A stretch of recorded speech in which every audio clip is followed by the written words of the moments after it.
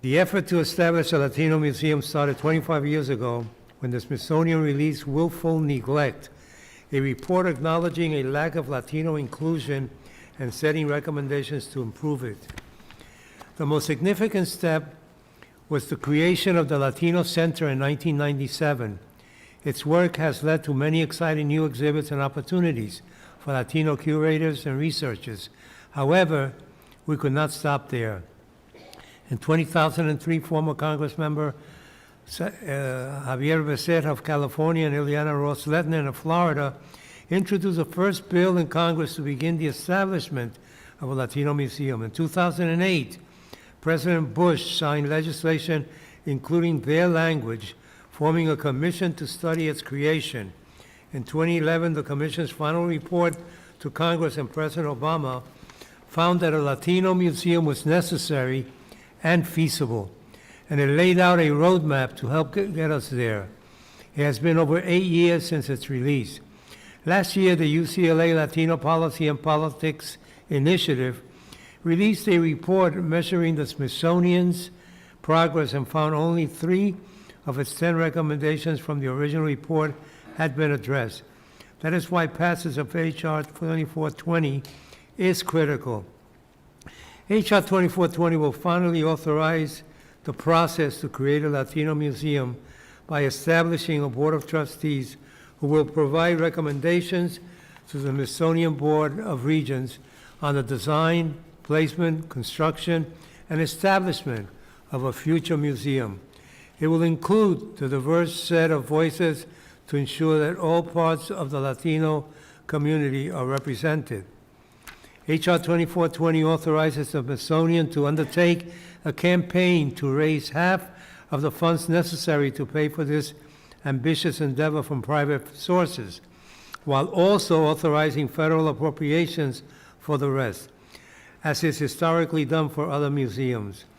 H.R. 2420 also establishes educational grant programs to help bolster the work of other Latino museums across the country and provide scholarship opportunities for students studying in the fields of Latino history, arts, and culture to help train a pipeline of talent to keep this history alive well into the future. Passage of this bill will show that representation and inclusion matter.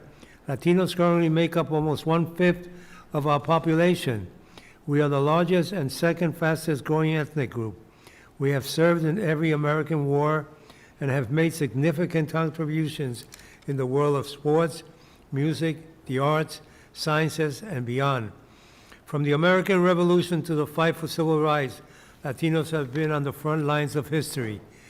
These stories and heroes are often overlooked, but to deny their telling is to deny a very important part of what made this country what it is today, this great nation that we have. In 2021, the Molina Latino Gallery will open at the American History Museum. We thank Eduardo Díaz and his leadership at the Latino Center for it, but it is a step. Hundreds of years of history, art, and culture cannot be contained in 4,500 square feet. These stories deserve a dedicated space of their own on America's front yard to tell the full story of the American experience with Latinos. I also want to acknowledge and thank my colleague and Republican co-lead, Congressman Huerta of Texas, who is here today. His leadership has led to an historic level of Republican support this year. At 219 co-sponsors and counting, this is a truly bipartisan effort.